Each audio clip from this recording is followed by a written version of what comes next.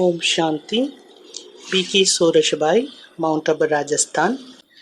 இந்த உலகில் மிகப்பெரிய ஒரு சக்தி என்பது ஆன்மீக சக்தியாகும். யாரிடம் இந்த சக்தி உள்ளதோ அவர்களே இந்த உலகில் மிகப்பெரிய காரியங்களை செய்வார்கள். அழிவு காலத்தில் இவர்கள் மூலமாக மிக அதிகமாக உதவி என்பது செய்ய முடியும். சுயத்தின் ஸ்திதியையும் ஆடாது அசையாததாக ஆக்க முடியும். யாரிடம் ஸ்பிரிச்சுவல் எனர்ஜி இல்லையோ அவர்களுடைய மனமானது அங்கும் இங்கும் அலைப்பாய்ந்து கொண்டே இருக்கும். இப்பொழுது நாம் தனக்குள் ஞானத்தின் சக்தி, யோகத்தின் சக்தி, பவித்திரதாவின் சக்தி மற்றும் சிரேஷ்ட தாரணைகளின் சக்தியை தன்னுடைய வாழ்க்கையில் கொண்டு வர வேண்டும். நாம் பார்க்கின்றோம், சேவை மூலமாகவும் நமக்கு சக்தியானது கிடைக்கின்றது. புண்ணிய செயல்களும் நமக்கு சக்தியை கொடுக்கின்றது. நாம் செய்யக்கூடிய ஞான சிந்தனையும் நமக்கு பலமாகி விடுகின்றது. தூய்மையின் தாரணையிலும் சக்தி கிடைக்கின்றது. யோகத்தினுடைய பலம் என்பது உலக புகழ் பெற்றது. இந்த அனைத்து சக்திகளையும் நாம் தனக்குள் நிறைத்து கொள்ள வேண்டும். அப்பொழுதுதான் இந்த உலகினுடைய முடிவு காலம் வரும்பொழுது நாலாபுறமும் ஐயோ ஐயோ என்ற கூக்குரல் எழக்கூடிய நேரத்தில் நாம் நம்முடைய மனோஸ்திதியை ஆடாது அசையாததாக ஆக்கி உலகிற்கு யோக தானம் செய்ய முடியும். ஆகவே பாபா நம் அனைவருக்கும் ஒரு லட்சியம் கொடுத்துள்ளார். நீங்கள் ஒரு செகண்டில் முற்றுப்புள்ளி வையுங்கள். கேள்விகளே வரக்கூடாது. யாரிடம் டிராமாவினுடைய சிரேஷ்ட ஞானம் இருக்கின்றதோ அவர்கள் தெரிந்துள்ளார்கள், எது நடந்து கொண்டிருக்கின்றதோ அது கல்பத்திற்கு முன்பே நடந்திருந்தது, அதுவே மீண்டும் நடக்கும். எது நடந்து கொண்டிருக்கிறதோ அதுவே சத்தியமாகும். இதனை மாற்ற முடியாது. ஒவ்வொரு ஆத்மாவும் அவரவருக்கான நடிப்பை அக்யூரட்டாக நடித்து கொண்டிருக்கின்றார்கள். ஆத்மாவை பற்றியோ எந்தவிதமான சம்பவத்தை பற்றியோ யஜ்யத்தின் எந்தவிதமான நிலையை பற்றியோ ஆச்சரியமடையும் ஸ்திதி என்பது இருக்கக்கூடாது. நமக்கு அதிசயமானதாக தோன்றக்கூடாது. இப்படி கூட நடக்குமா என்ன? இவ்வளவு பழையவர்கள் ஞானத்தில் இருப்பவர்கள் கூட இப்படி நடந்து கொள்வார்களா என்ன என்ற கேள்வி என்பது வரக்கூடாது.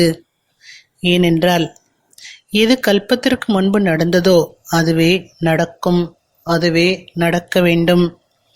இது போன்ற சாட்சி ஸ்திதி, நிர்சங்கல்ப ஸ்திதியை யார் கொண்டு வந்துள்ளார்களோ அவர்களால் தான் செகண்டில் முற்றுப்புள்ளி வைக்க முடியும். மிக நல்ல ஞான சிந்தனையின் பலமானது இருக்க வேண்டும். அப்பொழுது எப்பேற்பட்ட விஷயம் நம் எதிரில் வந்தாலும் அதை பற்றிய கேள்விகள் நமக்கு வராது. உடனுக்குடன் நம்மால் அவற்றிற்கு முற்றுப்புள்ளி வைக்க முடியும். முற்றுப்புள்ளி வைக்கக்கூடியவர்களுக்கு பாபா மிக ஆழமான விஷயங்களை கூறியுள்ளார். ஃபுல் ஸ்டாப் வைப்பதற்கு ஒரு செகண்டில் இயற்கைக்கும் ஆணையிட வேண்டும். ஸ்டாப், அதாவது சாந்தியாகிவிடு என்று ஆணையிட வேண்டும். இயற்கை எப்பொழுது ஐயோ என்ற கூக்குரல் எழ ஆரம்பிக்கின்றதோ அப்பொழுது இயற்கை அனைத்தையும் அழித்துவிடும். எதுவுமே மிஞ்சி இருக்காது என்ற அளவிற்கு ஆகிவிடும். அப்பேற்பட்ட நேரத்தில் நாம் சிரேஷ்ட சொமான் என்ற சீட்டில் அமர்ந்து கொண்டு ஆர்டர் செய்ய வேண்டும். இயற்கையே நீ சாந்தியாகிவிடு. இதற்கு ஸ்பிரிச்சுவல் எனர்ஜி அதிகமாக தேவைப்படும். மேலும் எண்ணங்களில் நம்முடைய நேரம் வீணாகிவிடக்கூடாது. அப்பொழுது இயற்கை நமக்கு நம்முடைய ஆணையை ஏற்றுக்கொண்டு நடக்கும். நாம் இயற்கையை சாந்தியாகிவிடு என்று ஆணையிட்டால் சாந்தியாகிவிடும். இயற்கையினுடைய புயல்கள் சீத்தலமாகிவிடும். நாம் தெரிந்துள்ளோம், நம் இயற்கையை அழகுபடுத்த வேண்டும். ஆனால் சில நேரங்களில் இயற்கையை ஸ்டாப் செய்வதும் அவசியமானதாகும். இது போன்ற மிகப்பெரிய காரியங்களை நாம் செய்ய வேண்டும். இன்று முழு நாளும் நாம் 2 சோமான்களை பயிற்சி செய்யலாம். முதலாவது, நான் பவித்ரதாவின் ஃபரிஷ்தாவாக இருக்கின்றேன், பவித்ர ஃபரிஷ்தா. மேலும் இயற்கைக்கு எஜமானனாக இருக்கின்றேன். பாபா பரந்தாமத்தில் இருக்கின்றார்.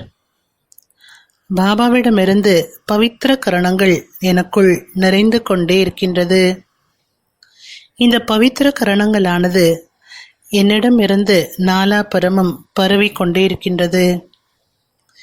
இயற்கையின் 5 தத்துவங்களும் இந்த தூய்மையின் கரணங்களை ரிசீவ் செய்து கொண்டிருக்கிறது.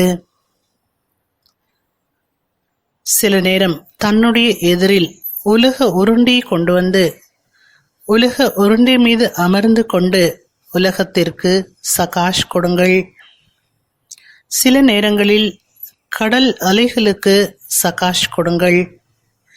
இதனால் அனைத்து தத்துவங்களும் மீண்டும் சத்தோ பிரதானமாக ஆகிவிடும். மேலும் கட்டளைக்கு கீழ்ப்படிந்தவராகிவிடும். ஏனென்றால் நெருப்பு மற்றும் நீரினால்தான் அதிகமாக விநாச காரியம் நடக்கும். நாம் சோமானின் சீட்டில் நிலைத்திருந்து இயற்கைக்கு எஜமானாக ஆகும் பொழுது நாம் இயற்கையை கண்ட்ரோல் பண்ண முடியும். ஓம் சாந்தி.